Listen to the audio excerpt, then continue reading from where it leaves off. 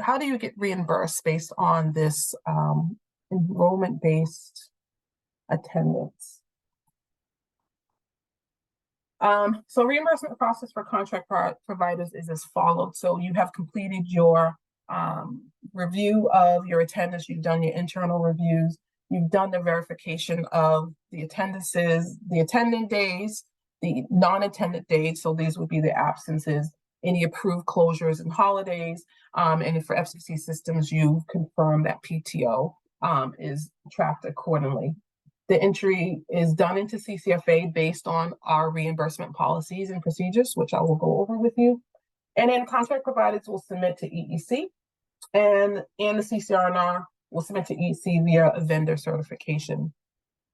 EEC makes a direct payment to the contract providers, and then the RNRs will pay the contract providers once EEC reimburses the CCRNR.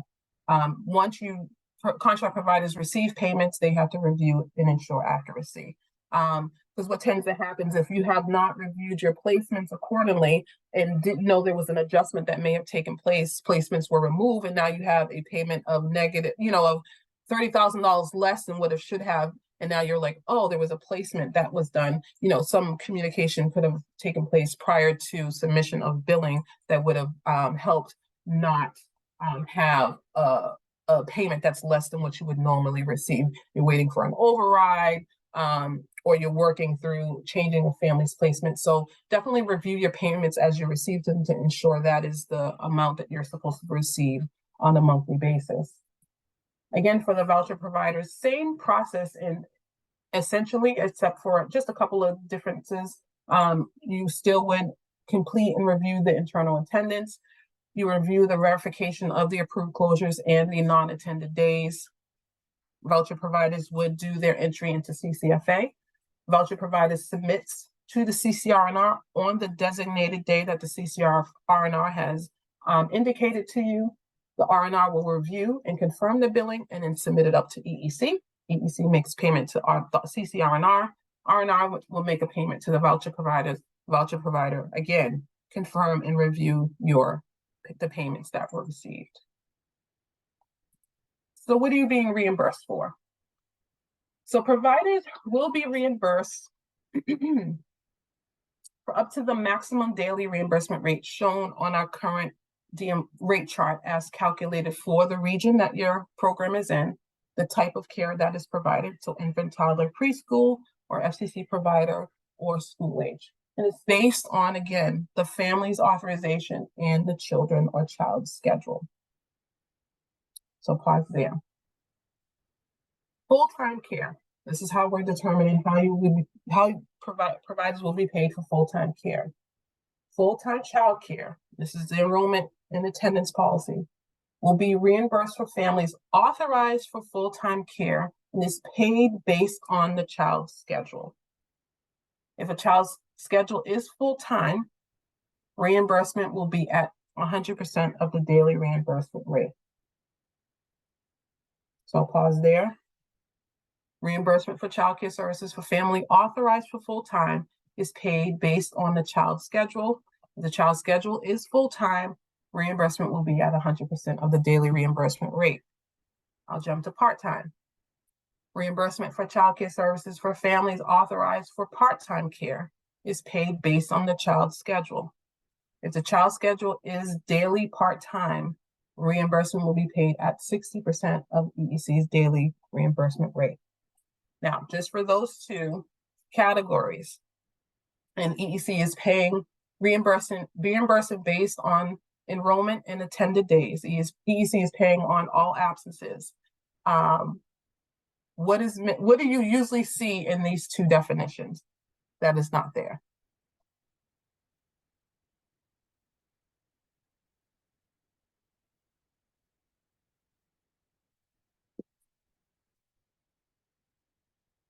Anyone want to jump on? You don't see any reference to attendance. Not a reference to attendance, but what about attendance? What else would be there?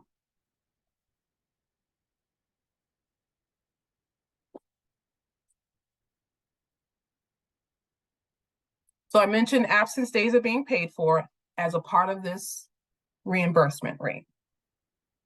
So child's authorized full-time care, EEC is going to pay for those absences based on the child's schedule and placement. It's the hours, guys. You don't see hours.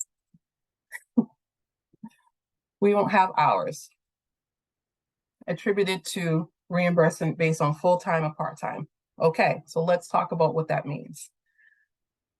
I'll repeat it again. Family is authorized and for full-time care based on the child's schedule. EEC is going to pay you for the full-time care. Absences included, approved closures included, and this is based on the child's schedule. This is why it's critical that you speak to the family based on what that placement should be, especially when it comes to full-time care, and we're paying for absences. For part-time care, critical to talk to the family. They may be authorized for full-time care, but the family's like, I really only need part-time services. Create my schedule based on a part-time care because I'm going to pay the parent fee. I know some of you are like, well, we don't take part-time care. What the family is asking for is for part-time care. And EEC will still reimburse you at the 60% reimbursement rate. We're not attributing any hours to full-time or part-time care. Okay. So that's what the question is EEC still looking at the 6 hour or 5 hour when it's based on the child's schedule? You will be paid based on what's authorized for the family and what the schedule is. So work with the family as to what they need for care. Okay. School age will be different. School age will be a little bit different. We'll talk about school age, but I'm talking about and from a reference of the full-time, those who are authorized for full-time, part-time care. Lots of hands. All right. Go ahead, Tracy.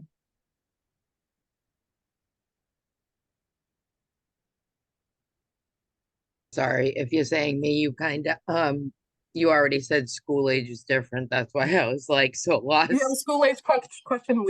That's obviously school age can be complicated in many ways. We're going to go over school age in a minute. Okay. So let's just look at it from a general perspective of infant, toddler, preschool, and even family childcare. So just one other question I thought of. So like all my holidays or closures will be based on a full day attendance, not on like after school attendance. We'll talk about school age in a second. Okay. Yep. Okay. Yep. And we'll talk about public school. That's definitely everyone. We understand that is a different, but I wanted to focus on these two specifically. Based on the family's need, yes. And EEC will reimburse you. They're enrolled, they're attending. There's a schedule that says I'm here for full days, I'm absent, I'm here, I'm absent. EEC is paying based on enrollment and attendance. All right, let's move to school. Donna, you're still pondering? I think it is a change. It is like, wait, I think everyone's so used to numbers and like a specific set time. We're moving towards, and I know if Tyrese was on, she would, really emphasize, we're moving towards making sure the family has what they need when it comes to their schedule. And EEC is going to accommodate that for our providers as far as reimbursement is concerned. So if a family is eligible for a full-time authorization, but only needs 4 hours of care each day, we would make a part-time placement on a full-time authorization. Is that what you're saying? Correct. All right. And does EEC still consider full-time 6 hours or more? We're not looking at the hours. So another question for you then. I have children that the public schools have picked up for services, and they're not spending more than 6 hours a day in daycares because of their public school. They're 3 years old, 3 and 4. They're not school age. They're 3 and 4 year olds. But they can't put more than 6 hours in the daycare because of their public school services, but the family is eligible for full-time care. So are we able to Let's authorize the family for full-time and bill as a full-time placement for those children? Let's table public preschool.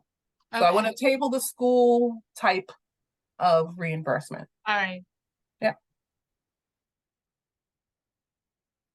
Okay, so let's go to the school age. Can I ask a quick question based on Sure. because I am a little lost on that, and I think you kind of covered it, but I'm still lost. So, okay, here where I work, we don't take part-time, we don't accept part-time. But you're saying it's based on family needs, because some parents might only need Correct. part-time.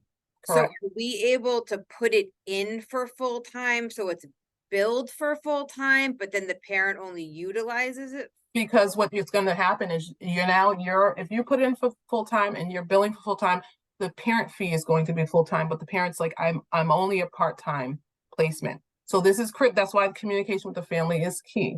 And so they're expecting to pay a part-time parent fee because you're gonna hand them a fee agreement. They're gonna see what full-time and part-time is on that fee agreement, and they said, well, Okay. I'm only here part-time. I should be only paying this. So And so we don't, but then we don't, because we don't accept part-time. Well, that is a organizational question and may have to look into. Okay. But if a family, this is based on a family's need. Okay, okay. Yep. So, okay, But you Thank can't you bill for clarifying. EEC for something that the parent doesn't need. okay, thank you for clarifying. All right. Philgia, you have a question? Yes, I work for a Head Start program, so we have full day classrooms there too. So during the school year, our parents only use the part-time. But for school vacation, they use the full-time. Yep. So the vouchers are written like intermittent. Yep. Is that going to continue for us? That will continue. Yep. School age, I'll go over in a second. So Head Start wraparounds, all that will continue. So let's talk about school age now so that everyone, because I know that's probably like the one that is a complicated concern, but we will talk about school age. School age doesn't change much. We've added something that will help you with this change and that will benefit you when it comes to enrollment-based attendance. So let's talk about school age. So school age reimbursement for school age children on a day, obviously the number one rule is when school is in session, school age children enrolled shall only be reimbursed for before and after school care. So in also Head Start, there's that wraparound. School age children and family child care shall be reimbursed at the part day rate. So this is when school is in session. And if a school closure only is on the days when a child attends the provider will be reimbursed. Needs to be a comma there. Okay. So let's dive deep into that a little bit more with school age. But here's the procedure. This is status quo here. Providers will be reimbursed on the contracted daily rate, less any required parent fees for the actual utilization unless otherwise stated in EEC policy. What utilization is the number of enrolled slots multiplied by the number of service days in a given month. Okay. Service days include enrolled days where the child is present and absent, where there are approved closures, where there are holidays, and where there are emergency closures. We are covering all of that. Okay.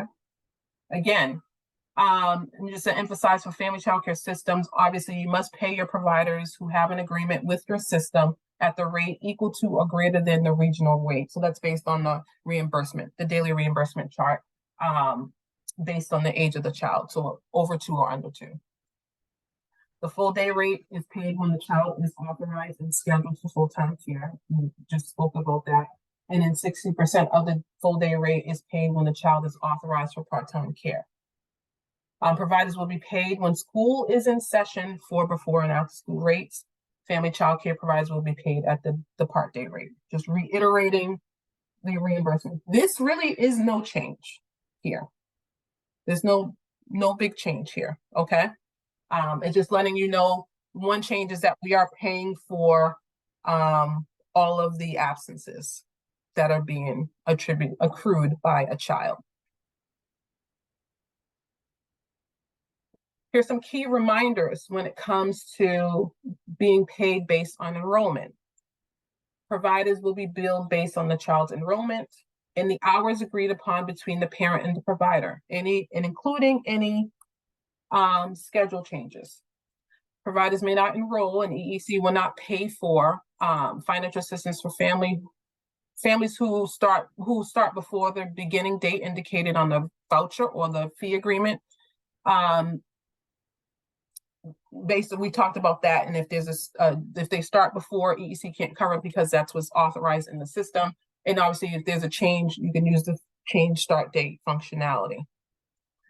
If a child attends past the family's authorization end date, the family cannot be held financially responsible for this oversight unless the family enters and signs a private pay agreement with the provider prior to the end of the family's authorization. Okay, and this may be just a delay with reauthorizing communication between you as a contract provider and the CCRNR. Make sure this communication with the family. If you're not seeing that a reauthorization has happened, and they're still there and it's coming close to the date, who should you be calling? Connect with the family. Have you met with your CCRNR? Is there a reauthorization coming? Because what we've seen is families being handed a $2,000 bill because they're still there and no one has talked to anybody. And now the family's like, I don't know what this $2,000 bill, I thought my voucher was still going on. And come to find out, we end up having to, in most cases, EEC doing a backdate. We don't have to do that. We would want more communication taking place between family access administrators and the family. In our program integrity training next week, Tyrese and Bethany will go over some of these communication requirements between family access administrators. And then our last reminder, EEC will not pay for childcare services beyond the authorized end date as indicated on the voucher agreement, the voucher or the family, the fee agreement, or for care provided contrary to EEC regulations and policies. Okay. School age. Let's talk about school age because that's the number one question. Carmen, are there any questions from the prior two slides? I know we have a lot of school age questions. And I'm going to hopefully answer a lot of them in this next slide coming up, next two slides coming up. But I want to make sure I didn't miss anything for the prior slides as it relates to reimbursement. I just have a quick question. I'm sorry. I have a quick question. I don't know how to raise my hand. Okay. Is there a way, I know in the past that we've had to wait for the CCRNRs to send us the vouchers on like SharePoint and things of that sort before we can actually accept them. And sometimes there is a delay, and I know everyone's busy. I'm not blaming anybody. Would we be able to go back to, if we see the voucher that's been authorized on CCFA, are we able to use that and let the parent come? Because sometimes there is a gap that the children can't come because we're waiting for the upload of the voucher, and parents either pay privately or choose to not attend. So then if they don't attend, then obviously the agencies are losing money. And then most of the times the vouchers are backdated to the date that we need them to be. So it just kind of gets really involved. Sure. Carmen, you want to jump on that? Because it does come to you more often as far as. It does, and it sounds like a process issue where we're going to need to all talk, right? Because I think you may be seeing, if you're seeing a voucher in there, I want to say that you should be able to accept the child, but I've also seen the flip side where then all of a sudden the voucher disappears. Pam, I'd love to have a conversation with you regarding this because I think part of this this revamp of EEC policies, right, requires that we all talk and try to figure out what is best, not only for families, but for providers, and what works. And so the way to try to figure that out is we need to get together and talk and see what the issues are and how they can be resolved, because I don't think that we can continue to go forward using the same methods that we did in the past. We need to start thinking outside of the box. Okay, I appreciate that, because I'm sure I'm not the only one that has that. And if you just look at the comments, it's not just us. There is some time sometimes between when we get the vouchers and when they went into effect. Carmen, I hate to interrupt, but is there any way I can speak to that real quick? It's Barbara from the Child Care Circuit. Okay. So I'm really sorry. I know I'm not trying to be rude, but in regards to that, so I know not all of the R&Rs use that. We use SharePoint, so that's part of our internal control process. It's part of our internal audit process. So yes, the voucher might be available to see in CCFA. However, like you said, that voucher might disappear, and the reason is because we caught something, or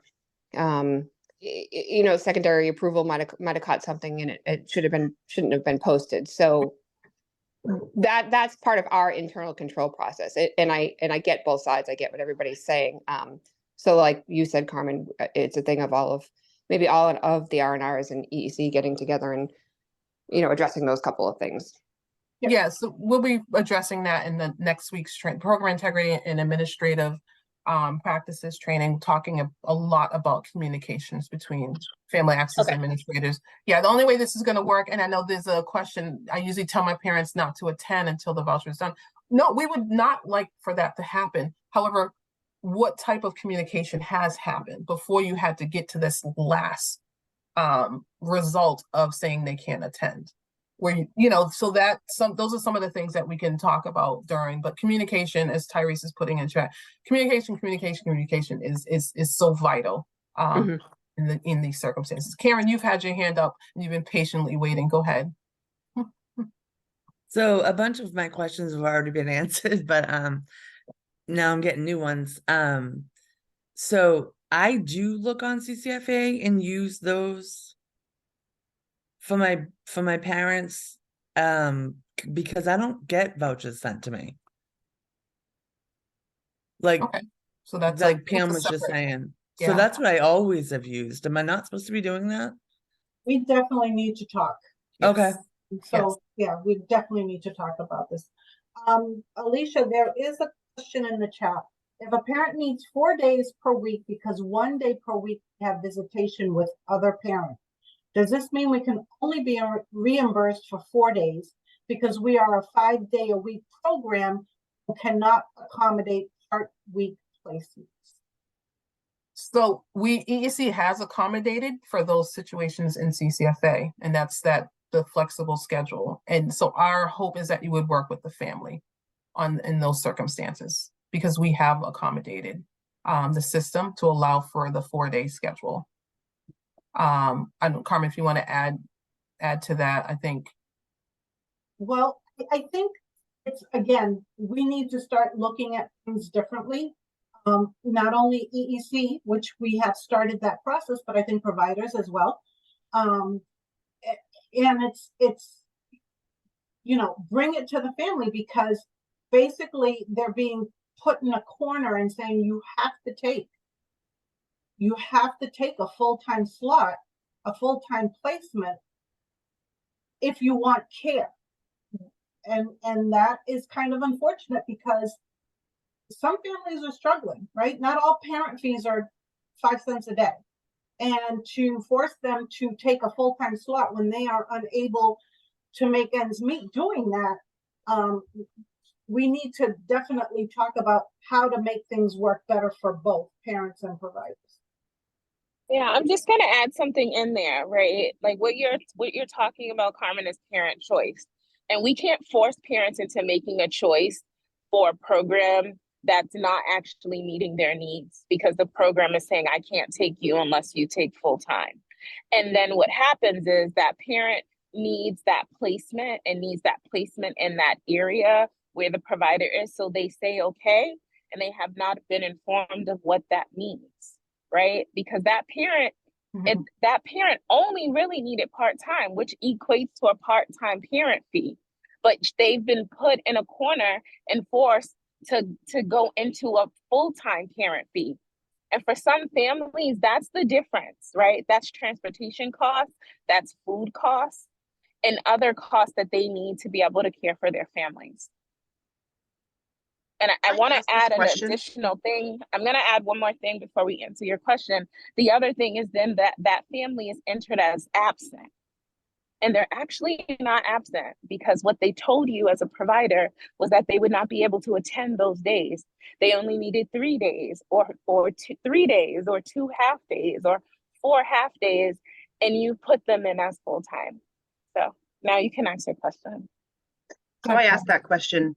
There's many programs that only take full-time 5-day-a-week placements, and we have a lot of supportive children who are in the same situation where they have regularly scheduled absences, where they go with custodial parent, or a child might be getting their IEP services met at the public school.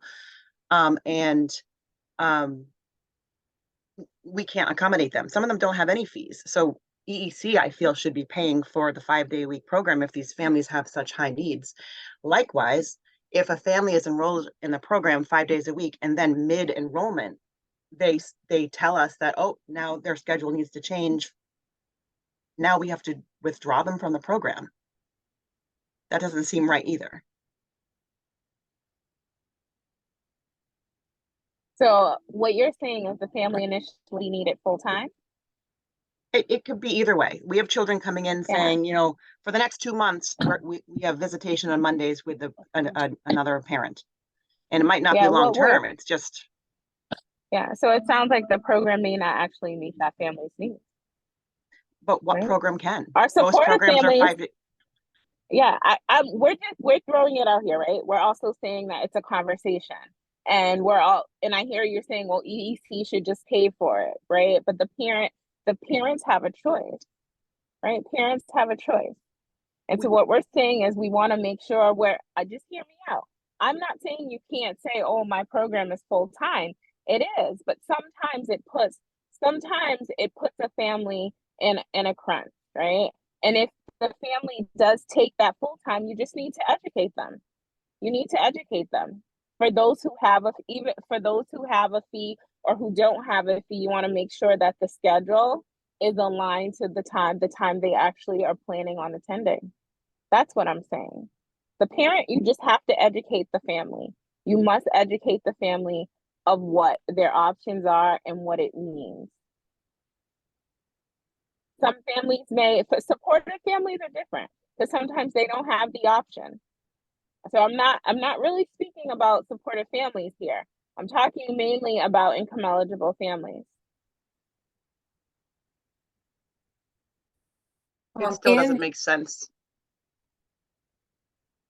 Programs are the ones that will will suffer, because we want to accommodate these families. But now we're not going to get reimbursed for the 5 days a week, because we work with a lot of high-risk children and a lot of supportive children. And you said that this doesn't really refer to supportive children. Are the procedures and policies going to be very, very clear about what we can do and what we can't do with income eligible versus supportive? I don't know I think you're misunderstanding what I'm saying. What I'm saying is you mustn't educate a family, right? You're saying families have needs. They definitely do. Most DCF children coming in on a supportive, they're in care full time. What I'm talking about is like a family who's saying, I only need part-time. And you're like, sorry, my program only takes full-time. That's different. What I'm saying is for those families, if they opt in to choosing your program versus continuing their search for a program that actually offers part-time, they should be informed of what the difference is. Mm-hmm. That's what I'm saying. You have to educate the family. So if a family says, either way, we want the 5 days a week, we want this program, we need this program, every Friday the child's not going to be there, that's okay with us, then it's okay to have an absence every Friday? Because they already told you. They told you that was their schedule, right? So that's going to be an explained absence. But also inform them what that means Yes. over time. You have to Right. inform them what that means over time. You have 40 unattended days. It could be that's any day, and that's including explain. Providers may, and I don't know if we got there yet, Alicia, my apologies, but they may be able to, their risk, they're for either choice, there's decisions that the family has to be made aware of what could potentially happen. Okay, so we won't get penalized if there's every Friday there's an absence for a child because they have agreed that they still want our program. It's a non-attended, what we're calling it is a non-attended day. Unattended day. It's a non-attended Okay. day. Okay, So thank it's you. important that the schedule reflects that a family schedule, and Alicia, correct me if you have to, as I'm still learning, but it's important for a family schedule to actually reflect their real schedule. Correct. To reflect their real schedule and their real need. Because otherwise it just looks like absence. It could look like an absence. Barbara and Anne, I know you had your hand up. I wasn't sure if we answered your question. And then Barbara, go ahead, Barbara. Yeah, I think my questions were answered as the people were talking. But I was trying to say that on the business side and the provider side, once you have you take a child that only needs part-time and the full-time, the other space, one day is not going to be paid for, and we have teachers we have to pay or pay ourselves. So what happens? That's why you have to let the parents know. But as we talk on, I realize that, okay, when there's communication, we just mark it as sent, and then the parents are aware and they have to pay the full parent fee for the time. So that answered my question. Thank you, Anne. Barbara, did you have, oh, your hand is still up. I wasn't sure if you had a question. Okay, so I'll move on. So I know there was a couple of questions as far as what code are you using? And so we'll let you know once we're moving into the absences, and the absence codes are going to still be the absence codes, but they need to be adjusted accordingly in our system. So we're not fully releasing everything as of yet as far as using code. So absence codes and all of that hasn't been attributed yet. So you're still under the old absence policy. So you're still under the old policies when it comes to absences and schedule. All right, let's move on to school age, because I know that was a hot topic and a lot of questions came there. So when school is in session, so that's a key part when it comes to school age children, EEC will pay for the before and or after school rates or the part day rates for family childcare providers serving school age children. So there are some FCC providers that are doing part day because they're serving school age children. And then when there's a closure, a school closure, they're serving them full day. So there's been some flex, from what I've seen, there's been flexibility between part day and full day. EDC will not pay for the school age child services during the school day, even if a school department provides a remote, a hybrid, or a virtual type of school. So we will not pay for a full day when they're supposed to be in a school session, or if it's a hybrid type of school. On the day school is not in session, EEC will pay providers full day rates for the children with intermittent placements. Again, making sure that placement is accurate. I know there was a lot of questions about what about intermittent, what about intermittent, what about intermittent? Here you go. So we're going to pay for early release days. Put a plug right there. We're going to pay for the school vacation days and the school holidays, and the provider is open full day. For the school closure days, for summer and winter breaks, and the days that the early education care provider was scheduled to provide full day care under one of the eligible categories listed above, but had an emergency closure pursuant to the emergency closure process. That really hasn't changed for you guys when it comes to school age, correct? So I just want to make sure that's correct. That still remains. There's going to be a slight addition to the early release days. When the child is attending public kindergarten, it is considered a school age child.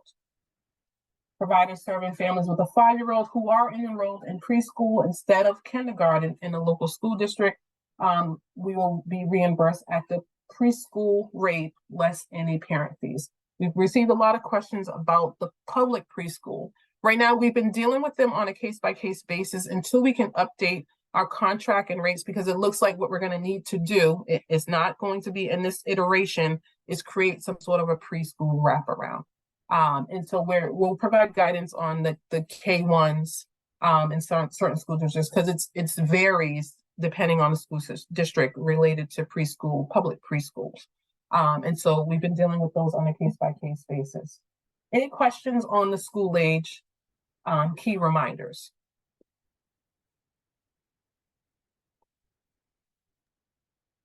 So what about holidays? The EEC program is closed. Do we bill school age full? It's based on the placement for that day.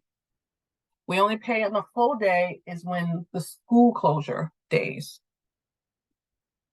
When the school closure day and the provider is open.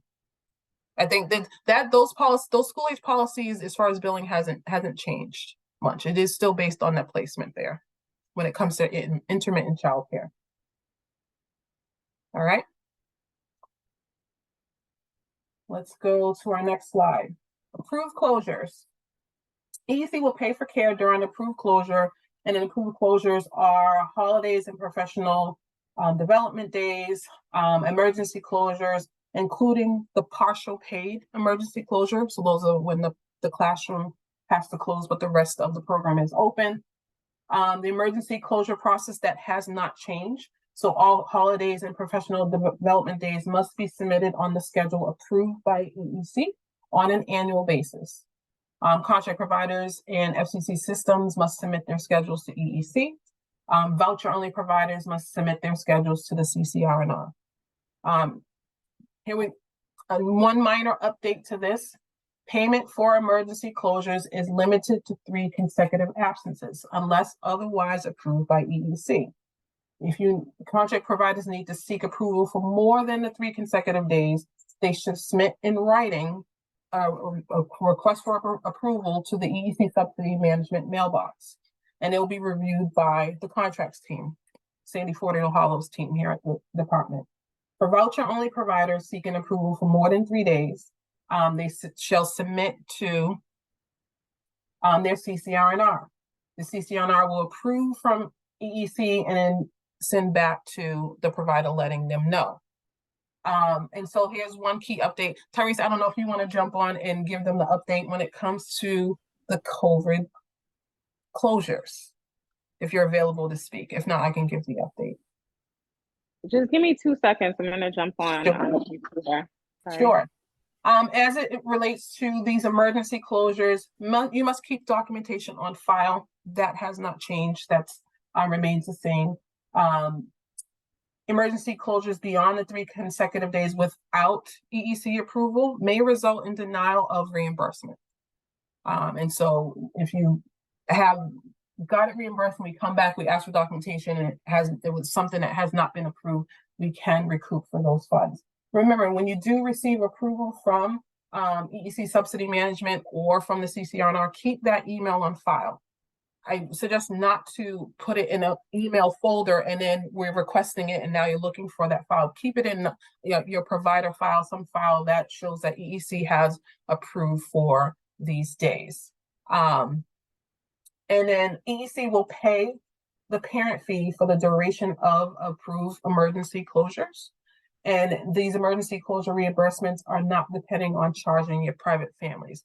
The old rule prior to COVID was that you had to charge your private family in order for EEC to pay for the emergency closure days. However, we're still under the price limitation law waiver, and so that's no longer a rule. So you do not have to, EEC will still pay you, reimburse you for these emergency closure days, regardless of what you do with your private families on these days. So I will pause on the early release day. We're going to talk about that in a second, the early release days. Chat through in the chat a quick poll on who accepts part-time and who does not. I think that was something that has, Donna had asked that earlier in the chat as far as what providers were paying for, who does allow for part-time and full-time. And I'm curious to know what systems do allow it because I know a lot of family child care providers do have a couple of children who have after school placements at those providers, and EEC is reimbursing them for the part day. And then they're there for the full day care. It's just making sure the schedules align so that there is no over enrollment on those days. All right, so we have Community Action Pioneer Valley does not accept part-time. Children's Services of Roxbury does not accept part-time on their center-based program, and they are an FCC system. Lori Atwell says full-time only plus school-age children. So they do have some slots for their school age. Boys and Girls Club Yawkey is full day. And so Willie may just clarify that because I'm sure your after-school program, so would be part day placements for children that come to the Boys and Girls Club at Yawkey. Catholic Charities. Emergency closures do include snow days. The YMCA of Central Mass said they let their FCC providers decide whether they're going to take part-time care. Educare says we try to provide whatever the parents need are part-time or full-time. Thank you for that, Educare.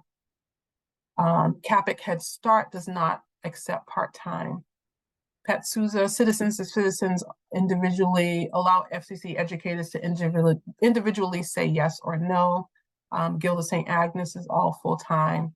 Donna Kenny from North Shore, after school placements on a 6+2 license is extra pay for providers. So they are licensed for 10 and they do not accept after school. Boys and Girls Club of Dorchester does not. We have school age full day and half day. So it's mainly your school age children. For those who may take the part day, it is for their school age children, which we assume is most case. All right. I'm going to move on to the school. So what Tyrese wanted to share was, I know the executive team, which includes our I'm here, Alicia. Okay, Can you hear go ahead. me? You want to go ahead with Sorry, my audio might say it's connecting, but I'm on my phone. Good morning, everyone. My apologies for initially not being on camera. I was in transit. So what we wanted to share is that the COVID emergency is no longer, right? And so during COVID, we were allowing up to 5 days for closures. And now we're rolling back to our pre-COVID policy, which is 3 days, right? It's the 3 days, the approved 3 days. We've received a number of requests for the 5, and we just wanted to make sure that we're all on the same page, that moving forward, now that you've gone through this provider experience training, that everyone understands that the COVID emergency has been removed, and an emergency closure is just an emergency it's just a closure, right? So if a provider has COVID, they would have their 3 days and they would have to use their PTO for other days that they need. Thank you, Tyrese. And I see a hand. I don't know if Tracy's hand was up prior to me providing that clarification. Tracy? Wanted to clarify the Christmas break that was put out, the option to close. Is that considered just an approved closure because EEC sent it out saying it's approved? Or like, Yes. well, how does that? Okay. Yes, it is an approved closure. We did release guidance, and if we need to resend it, or if you want to send an email to the EEC Subsidy Management so we can resend you what that notification was, but it is considered an approved closure. Okay. You will have to add it to your schedule so that when you go into do your attendance, those closure days will pop up for your children if you do plan to close. Yes. Donna? Hi, so I actually typed in the chat, if EEC could please send us something in writing about this COVID policy change that we could share with our family childcare educators.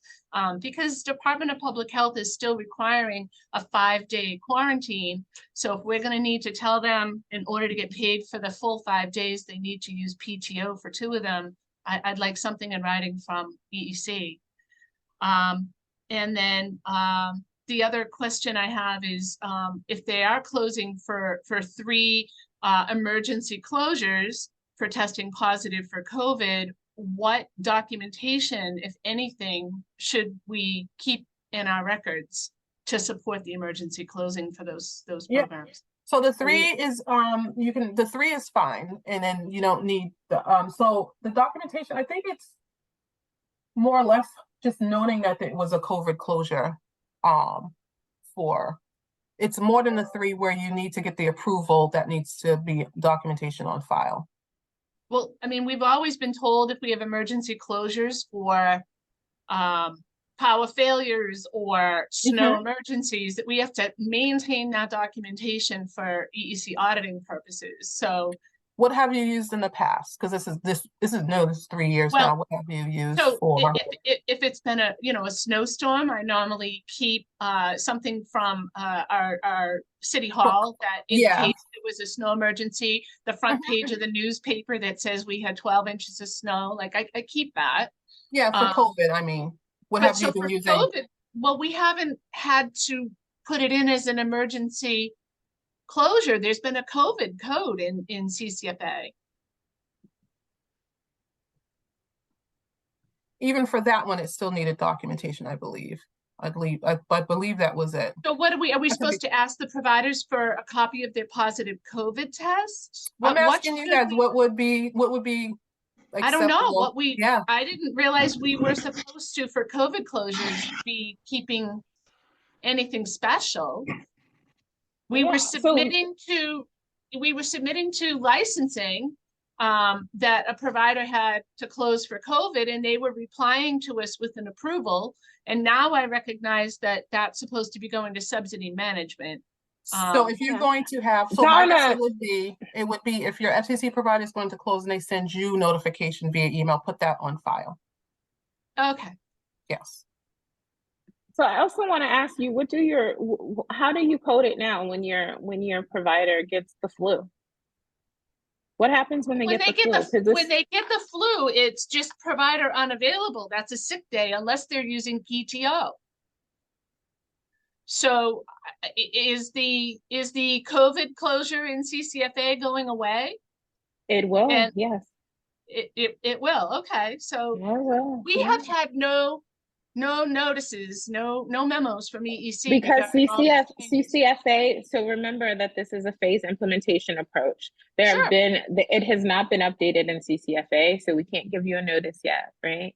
And when you will receive a notice ahead of the time so that you can let your providers know. But this is why we're having the training, right? We talked about this implementation approaches as we go through the 5 different modules of the trainings. You'll learn what the new policy and procedures are. This is actually old policy. We're just saying we're getting rid of a lot of some of our COVID policies. We're either continuing to move forward with them, or we're rolling them back as we're required to do. Back effective when? Like when effective CCFA, when are they only going to get 3 emergency closures for testing positive? So we've actually been, and I think Carmen, you put it in the chat. I don't know if you want to come off of mute, but there was a lot of the COVID language was changed in your contract for this year. Mostly all the COVID language was removed from your contract this year. So we're doing the program integrity and administrative procedures next week, and we'll talk specifically about the upcoming additional changes and the changes that we may have missed from the existing contracts and voucher agreements, and we'll go over those next week. So what we will do is get you some We'll get you some additional guidance. I can't give you a date when CCFA will be updated. So what we want you to do is inform your providers. We've been approving them. We've been approving them. What has happened is we've been approving the 5 days so that we could. Someone is not. Thank you.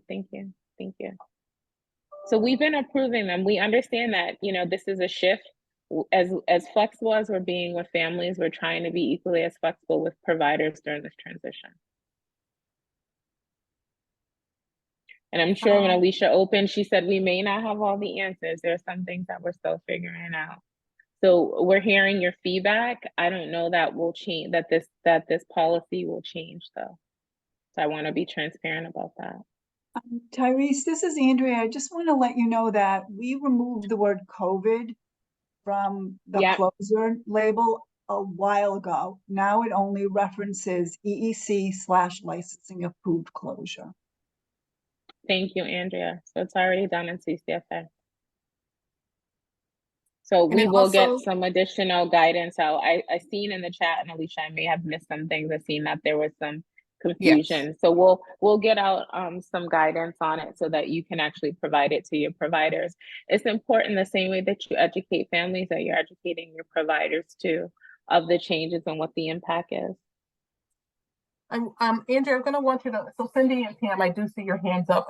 We do have a couple of questions related to the a holiday closure week and in what to do specifically on how to enter it.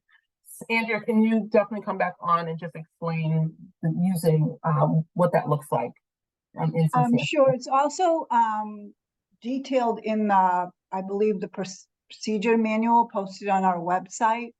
But to enter the Christmas break, not the actual Christmas holiday, but any day that's taken from the 26th through the 29th, you need to enter it on the using the subcare module. For those who know how to use that, because they family child care providers take PTO, you enter PTO closures through that module.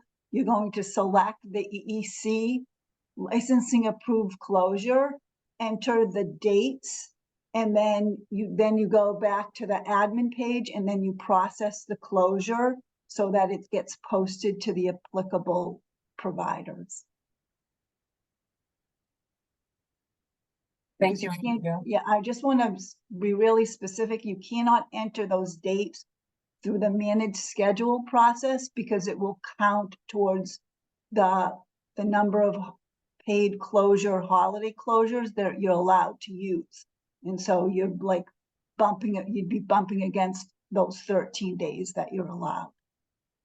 Thank you for that clarification, Andrea. That's critical. Thank you. So Cindy, go ahead. Hi. You have up there what's new closure type early release school day closures will be paid full time. Yep. Full day. Does that mean we should bill our families for the full time? So we're going to pause right there because as soon as we can get through the I'm going to go over that in the next slide. Pam, do you have a question? Just really quick. I'll start with Andrea because she was last. Alicia, can you stop sharing, or whoever sharing the slides, let's stop sharing because there's a number of questions in the chat and there's some concern. A number of folks have concerns. Sure. Thank you. Okay, so I'll continue. Andrea, is that can they also do the 4 days, right? If they only have the scheduled holiday as of the 25th, they can still take the 4 days, correct? Yes. So I said the 26th through the 29th. That's the 4 days. Yeah, I just wanted to clarify that, and I appreciate it. Understanding they can take one or all, whatever they choose to use. Okay, thank you. And then on the COVID closure, I just want to clarify, I was told that they needed to use PTO for my family child care providers, but now I'm hearing that they can take at least 3 days. Is that as COVID? They could take it. They could take, yes, Pam, they could take at least the 3 days, and then the other 2 would be PTO. Okay, great. Thank you very much. All right.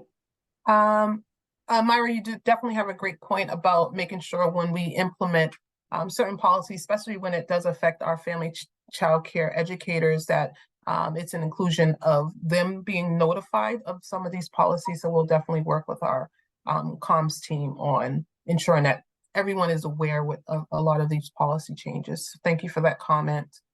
And then Kelly, I hope we answered your question. Hope Andrea answered your question related to entering the holiday closure using the subcare module. Let's see, I think we addressed everything in the chat. So I'm going to move forward because I know Cindy, you did have the question related to the early release days. And so I want to get into that policy right away so we can get you guys on a break. All right, so new closure type that we've added. So I mentioned to you that early release days is one of the days that EEC will pay for the full day. Recognizing that there's multiple variations of school districts and when they have an early release day, some of them are every week, some of them are once a month, some of them are every other week. And the times that children are being released varies from district to district. So this early release school day closure code has been developed in order to accommodate that. So it allows for the school-age child to be paid for the full day when there is an early release day. So that means they're coming to your program. Usually they will come to your program after school on that early release day. And so this would be a code to accommodate that. So what does that look like? So the early release day school closure reimbursement looks like this. So it allows for an overlapping placement when a school age after school placement is a regular placement and attends full-time hours due to the early release and after school program. It looks like if a child has a before school placement at a different provider, the provider will be able to bill for that before school placement, especially for the kids that go to 2 different providers in that one day. So it accommodates that. The provider with the intermittent placement, the parent will pay the full-time parent fee at that particular provider. So the provider with the intermittent placement, the parent will pay the full-time parent fee. EEC pays the full before school rate. So the parent's not paying both instances. So that's one scenario. So I'll pause that. The next one is allows for the school-age child to attend the designated after-school program full day when there's an early release. So whatever time they get out and whatever time they attend your program, the provider is paid for the full day. The parent is a full-time parent fee is applied to the parent for that particular day. So that's status quo. You normally receive them after school. They get out at 1 o'clock or they get out at 12 o'clock or 11 o'clock and come to your program. We will pay for you the full day. However, the parent will be attributed the full day parent fee. So status quo, it allows for a school-age child to attend that designated after-school program for the full day when there's an early release day. For some reason, that child does not attend. The child is not marked absent. The provider can enter the closure code for that day. And then the provider is paid for the full day and EEC pays the parent fee in those instances. So what does this mean? On your managed schedule, you will have to enter the early release days in order for this to work.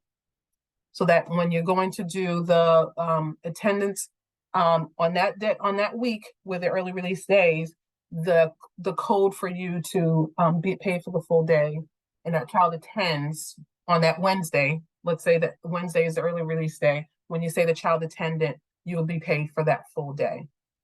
Okay. Any questions there? I see a question in Boston. Some schools have early release days when no other school appears to have. How do you handle it? So now what you need to do is you have to look at the various schools and you have to enter in the various early release day schedules. It is extra work. It is extra work because now you have to enter in on your provider management, the schedule there, those early release days, so that when you go to do your attendance for that day that child attends for the early release day, you are paid the full day. So that's how you would handle it, is entering the early release days on your schedule. Will this be released the same for the school closure only? So school closure only, they're only coming to your those providers on when the days of school's closed. So that would not work. The placement wouldn't allow for that because the placement is done differently. It's done for a school closure only. All right, Jay Rodriguez, I'm sorry I don't have your first day.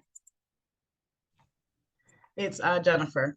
I just had a quick question. So for these early release days, when we have a child who is before school and then does the full day, do we have to do 2 separate placements for that specific child, like a before school only and then an after school?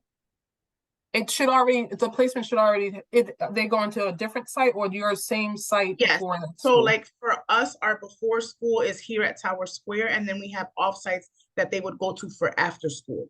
So it's 2 different locations? Yes. Yes. Carmen, So, correct me if I'm wrong, how they would enter that placement at the 2 different locations? because that's kind of what we found ourselves in the last week. So we just wanted some clarification on that. Did I lose Carmen or Andrea? Andrea, Go ahead. Go ahead. I was gonna say, they have to enter them as separate placements, so they would enter a before school placement for one location, and then they would enter if it's an intermittent part, placement for this after school program. And I think it's also up to the parent's choice as to where the child attends on what could be an early release day, but it's the intermittent placement that you'll be allowed to bill us full time when the child attends on an early release day. So then how, because I tried it one time and it gave us a fee for before school and then a fee for after school. Is that normal? No. So I would ask, no, because the before school fee should be, EEC covers that as the fee is paid to the after school program. So I would ask you to send me an email with the details and we'll look into it. My email address is andrea.gilmore@mass.gov. So all right, thank you. Yeah, thank you. So what we want to do is not try, what we will do in a CCFA training is go through all of these scenarios, because I can see that a number, because it could be 100 different scenarios that come through related to CCFA. How do I enter this in CCFA? We will have a specific training that will go through those scenarios. What I want to do is just go over the policy on what this means for today.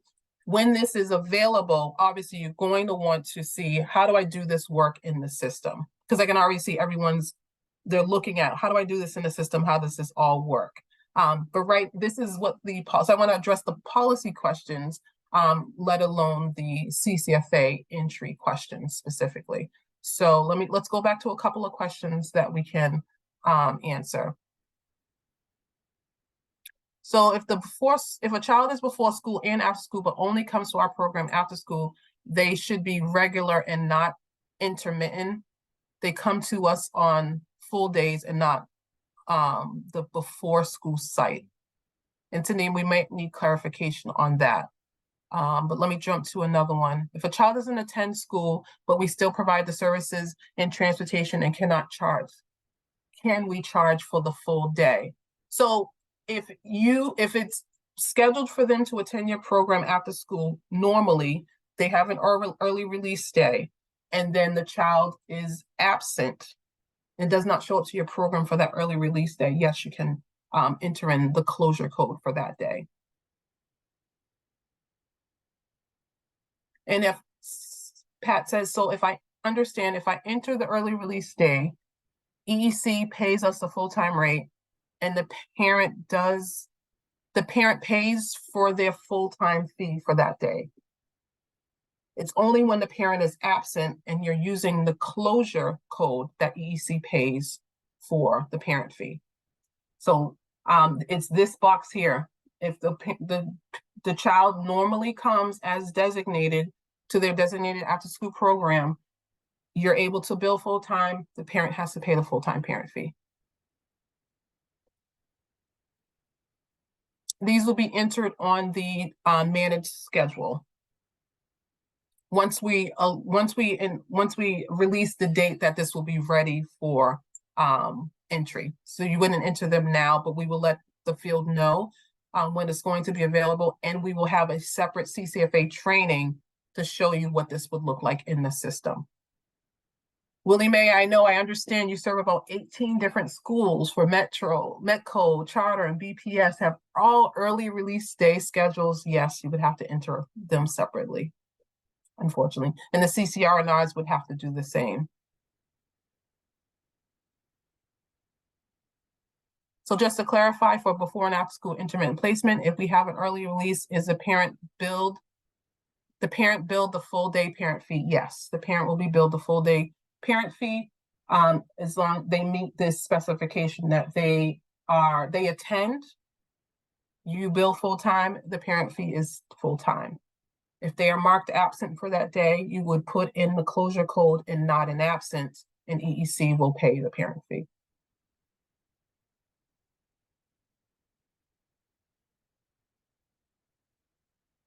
Yep, so Kelly, you said there's no option because the option is not available yet. And we will let the field know when the option is available to select early release day. And then we'll have further training on what that looks like. So stay tuned. This is more of an FYI. This is how we're going to accommodate the full-time early release schedules. This is these are new codes, and so you won't be able to see them because they're not there. And that training will happen when we do the CCFA training. So I see there's a lot of other questions too, Alicia. So I don't know how you want to handle them. Yeah. So some of the codes you currently can't do this, right? Yeah. I just want to highlight you currently cannot do this. So if you're saying you're confused, it's okay for you to be confused because you're not you cannot do this in our system yet, right? So it is not effective yet. Cindy? Hi. So I think you said if there's an early release date, but the kid does not attend, we put in a special code. How do we bill the parent? So what I emphasize, I'll put it back on the screen. If the child is absent that day, you would put in the closure code, EEC pays the parent fee. What do we charge the parent? The part-time or the full-time? No, EEC pays the parent fee. So EEC pays the full daily reimbursement rate. You wouldn't charge the parent. So we have to look at our attendance and match it up to our ledgers to say, okay, well, this kid came now on this person's ledger. They didn't attend, so don't charge them. Like, really?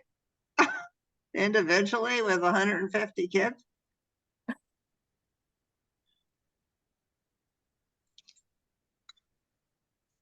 All right. Tyrese, do you think we should take a quick break before we move on? I do have a few more slides but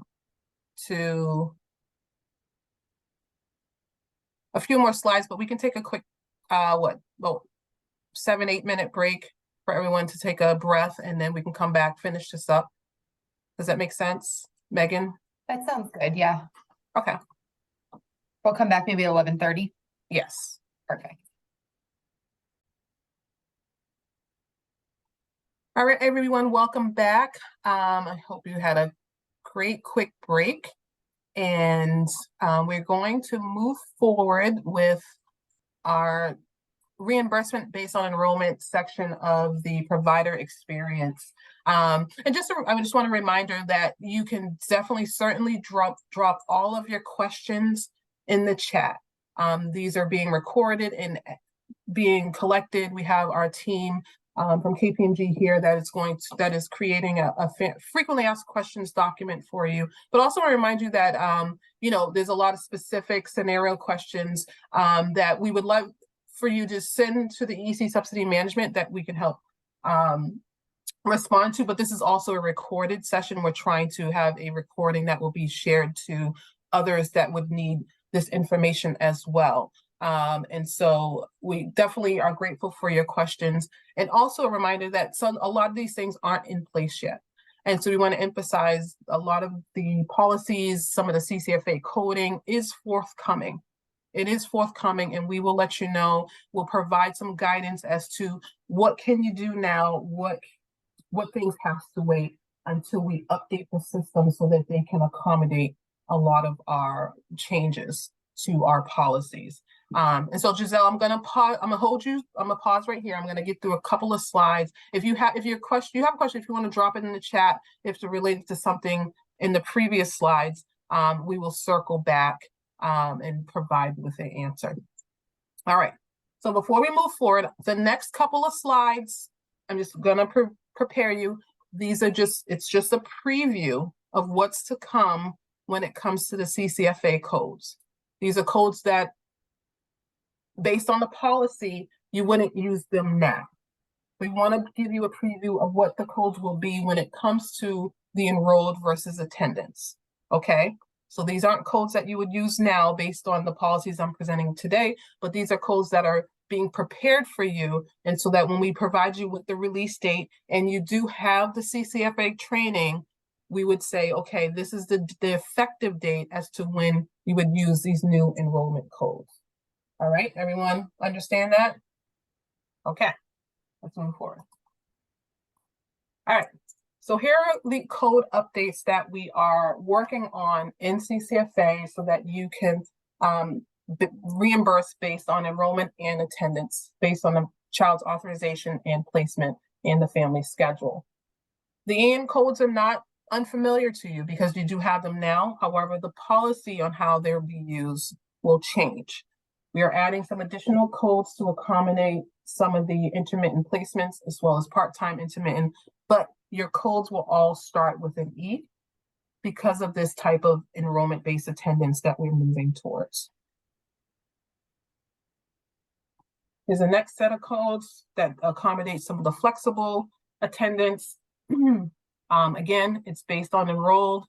The transportation will still be attached to it for those who are authorized for transportation and those who are not, whether it be part-time, full-time.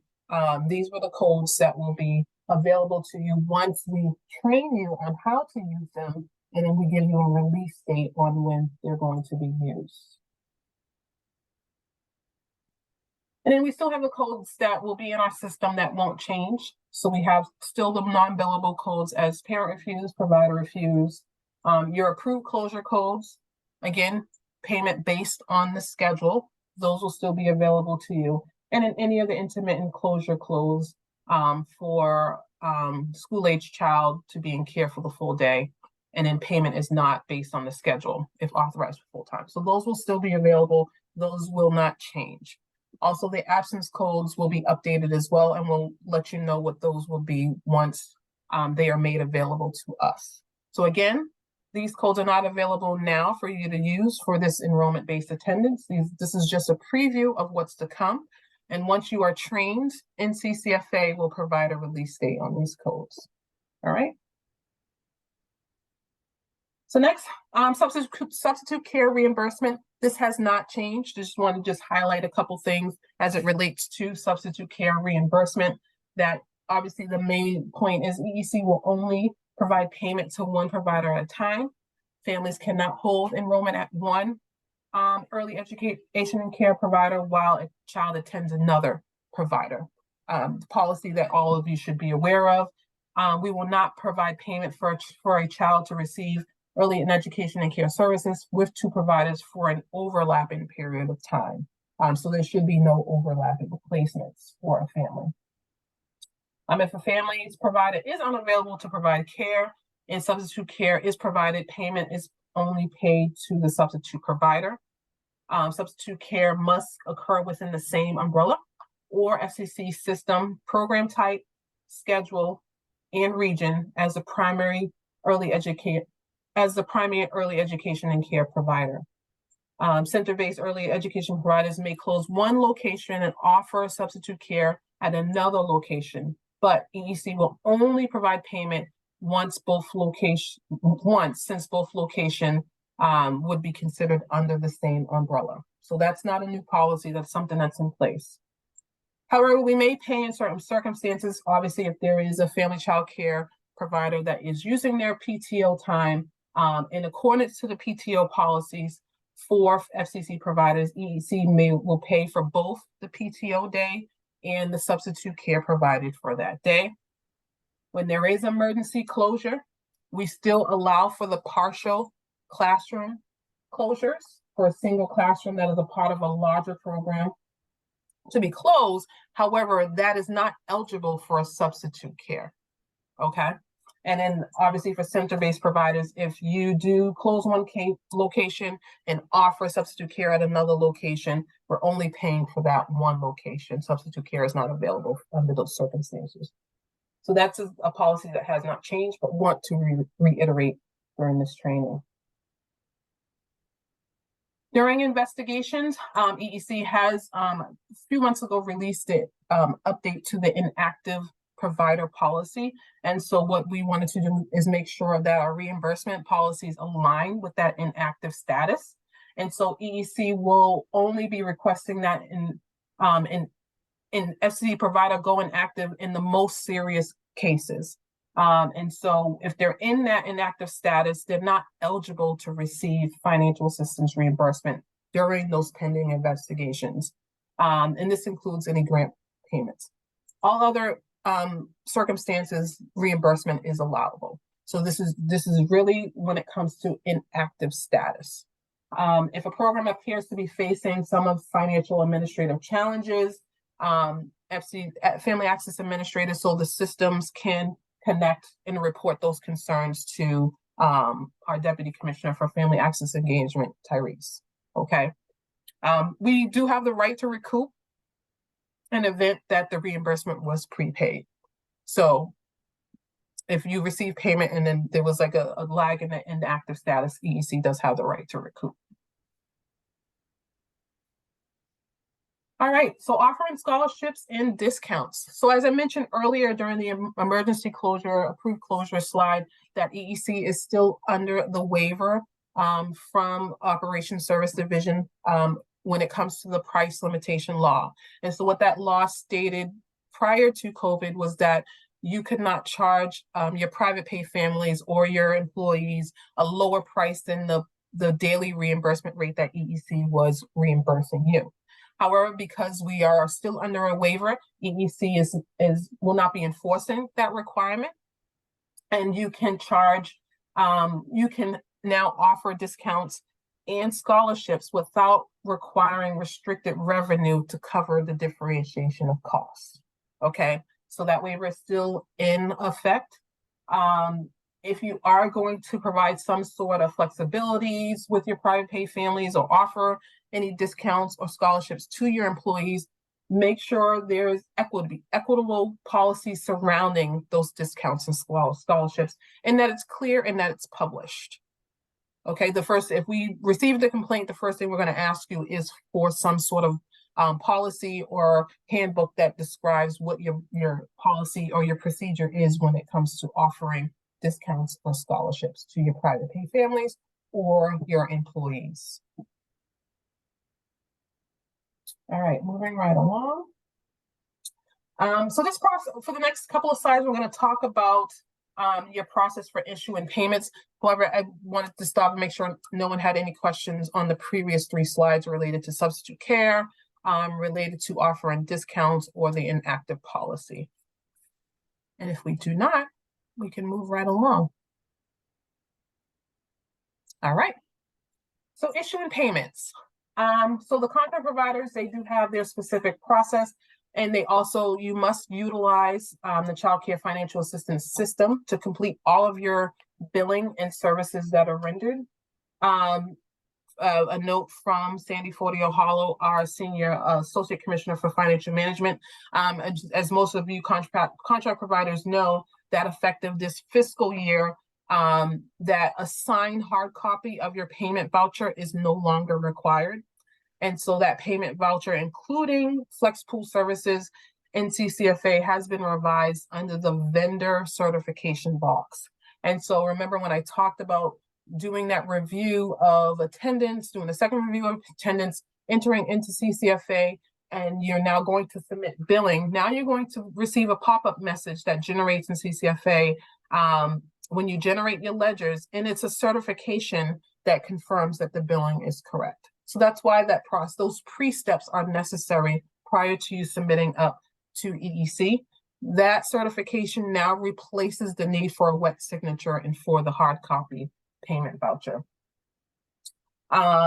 And so monthly billing for the prior month services must be received by EEC's accounting unit by the 21st of the month. This is for contract providers who do not receive vouchers. And that's by 9 a.m. All payments to contract providers are processed within 10 to 15 days of the vendor certification submission. So if payments that you do receive directly from EEC for your contract services, from what I understand, have been relatively a quick turnaround. And contract providers who only submit to EEC and the CCRNRs once a month, okay? And contract providers are expected to bill monthly in CCFA and submit billing based on the required EEC and CCRNR deadlines, and also in accordance to all of our EEC policies and procedures. Any requests for rejects on your billing submitted in CCFA should be submitted to your EEC accounts payable specialist. We do have 2 new accounts payable specialists, and Sandy will be sending out information on who they are as they're getting onboarded into EEC. So once you notify EEC that you need a reject, but you also must notify the CCRNR to reject your voucher billing as well. So say if you did discover there's some adjustment and it needs to be made, or a placement that was missing, the reject can happen. Once all of that is completed and finished, you can resubmit once all of those have been corrected and completed. And obviously, if you have any questions related to that, you would send an email to your EEC accounts payable specialist.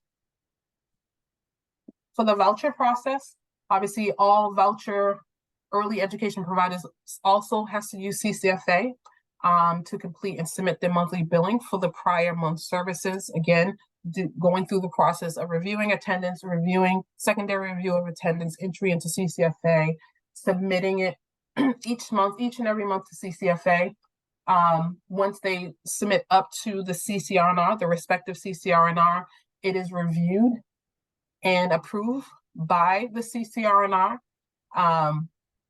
Voucher early education and providers are required to submit their billing in CCFA based on the designated day of the month determined by the CCRNR. So again, communication and knowing what that date is.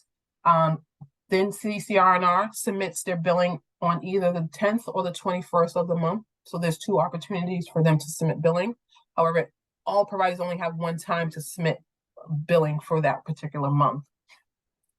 Payments are processed to the CCRNR within 2 days. EEC pays the RNR within 2 days, and then the RNR is expected to reimburse any voucher early education and care providers within 2 business days. So any questions? This process, just slight change to this process when it comes to the RNR submission to EEC. However, your process has pretty much stayed the same. However, you must still communicate with your CCRNR on the designated day that you are to be submitting your voucher billing. Any questions? Yeah. All right. Flex pool, the flex pool and supportive expansion. So that remains. That's still in place for the time being. This you will continue to have access to the income eligible flex pool and the DCF expansion. As many of you know, prior to COVID, there was a 5% cap on the income eligible flex pool. However, during the pandemic, we removed the cap on the income eligible flex pool to help boost enrollment. And so providers can add unlimited contract slots within their license capacity as long as they align with the age requirement of their current contracts. If your only contract for preschool, your original contract was 10, you can, but your license capacity is 40, you can continue to add additional income eligible families into those slots. Flex pool and supportive expansion can only be used for income eligible and DCF. And it allows flexibility when it comes to continuity of care, especially if a child ages out or for sibling access. It definitely has helped a lot of providers. A lot of providers have been utilizing both the income eligible flex pool and the supportive expansion. And special needs flex pool spending. I wasn't sure. Carmen, were you jumping on this one? Do you want me to jump in? Yeah. Go ahead, Charlie. Go ahead. Okay. Flexible funding, it's a program to help it helps fund programs in including children with disabilities in their program. This funding may be used for training, equipment, or for an aid to keep the child in care. It's approved for up to a year and may be extended beyond that. This program has been around since 2012, and we are in the process of updating the forms and possibly changing some of the process. So we hope to get some more information out to you soon. The billing process is if you're a contracted provider, you can submit your PV to EEC directly. And if you're a voucher provider, you must submit the payment voucher to the CCRNR, who will submit it to EEC on behalf of your program. Did I miss anything, ladies?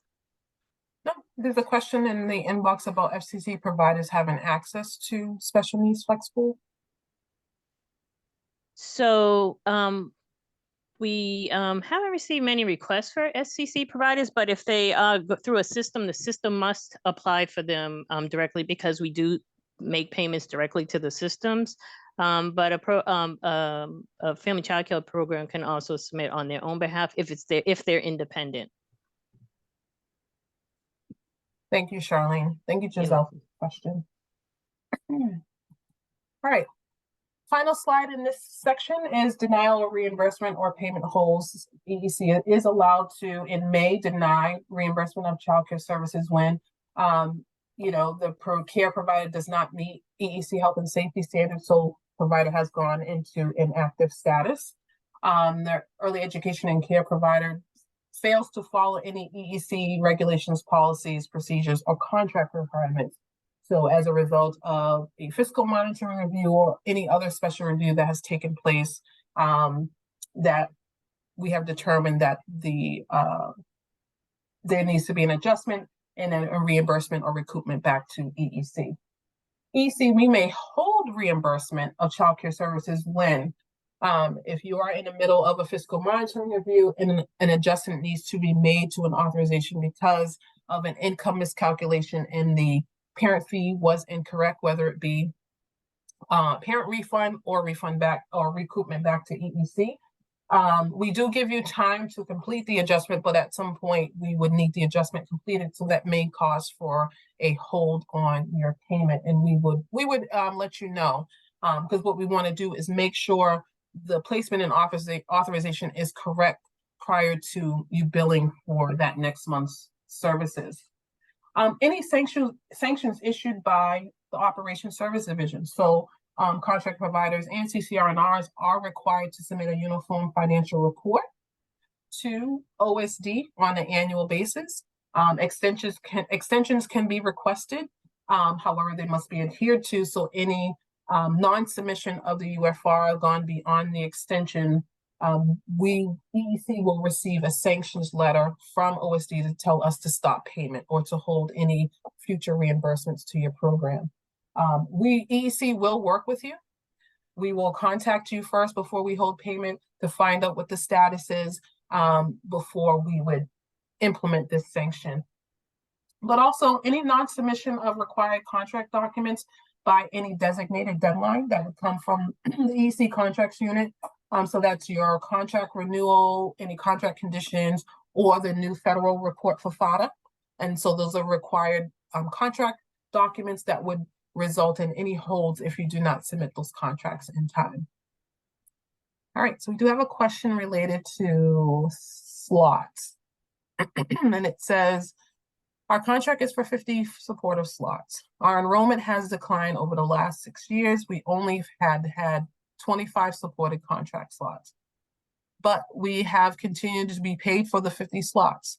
Will the payments change to the actual children's slots, actual children on the supportive slot? So for those who have a DCF contract in that last RFR from 2010, that contract, that monthly allocation of the support services was based on what you were awarded for. So in this example, you were awarded for 50 contract slots, and the support services, the add-on, EDC in that contract indicated we will pay you for those add-on services on a monthly basis, regardless of your utilization of those contract slots. So yes, in this current time, you will continue to be paid for your support services utilization. Now, for those who go above your contract slots with expansion, you're paid on a per day, per child basis. If a slot opens up, that child will come out of expansion into your slot, and now they'll be a part of the monthly support services allocation. So I hope that answers your question. Your first name is not on the on your screen name. Any other questions related to these slides?